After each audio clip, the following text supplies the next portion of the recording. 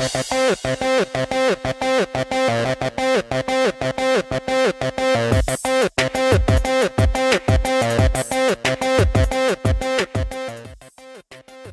po sa Pinoy Scoop. At ito ang balita ngayon.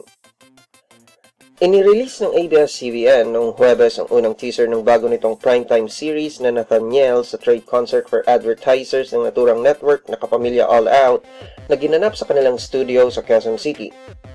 Makikita sa preview ang The Voice Kids champion na si Laika Gayranod kasama ang isang bagong child actor ng ABS-CBN na gumanap bilang si Nathaniel. Isang scene sa naturang preview ang talagang nakakatawa kung saan nagpakilala si Laika kay Nathaniel sa paraang paggaya kay superstar Nora Honor sa isang scene ng pelikulang Minsay Isang Gamo-Gamo. Ang iba pang cast na kasama sa Nathaniel ay sina Gerald Anderson, Shaina Magdayaw, Benji Paras, Pokwang, Jairus Aquino, Ogie Diaz, Charlene San Pedro, Jason Gainsa at ang kambal na sina 4th at 5th Pagotan. For more news, visit us at www.thepinoyscoop.blogspot.com.